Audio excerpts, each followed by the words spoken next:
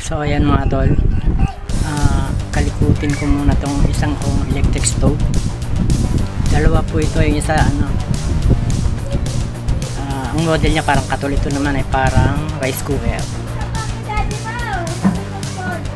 Lumakas po kasi yung ulan kagabi, biglang may pumatak doon sa may nilulutuan ko. Malamang na nabasa po ito loob.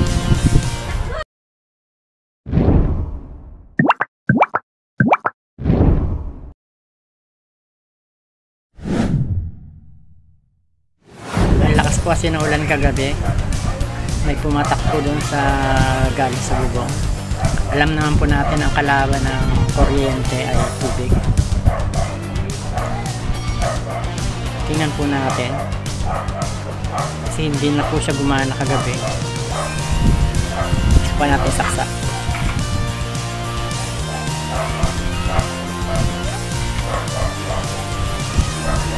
So ayan, nakasunod siya, naka-on.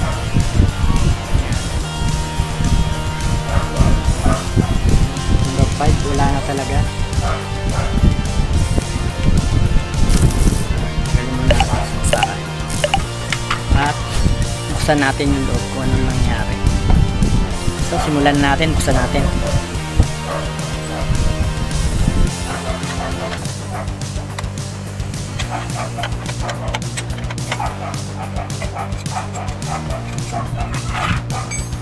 Yan.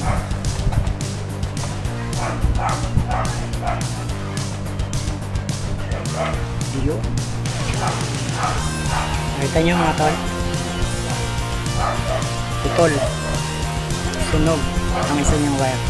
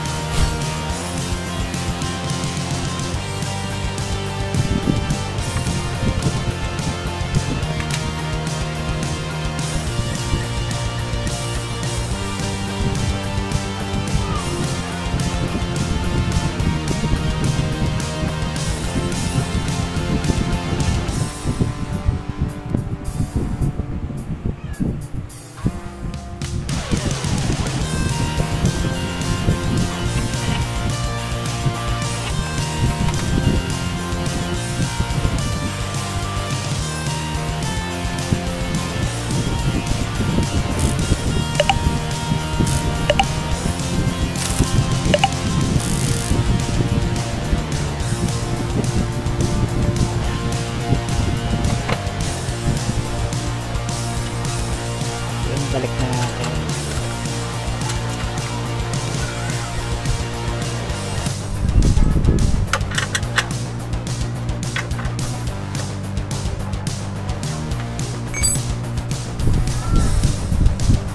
So ayan, saksak na natin.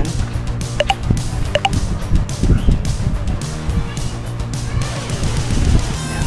Tingnan natin kung okay pa. So ayan mga tol, nadali, naayos pa siya. Ibig sabihin hindi masyadong malala ang naging sala, puto lang yung linya niya. Papakita ko sa inyo na talagang okay pa siya, gagamit pa siya. Nilagyan ko ng tubig.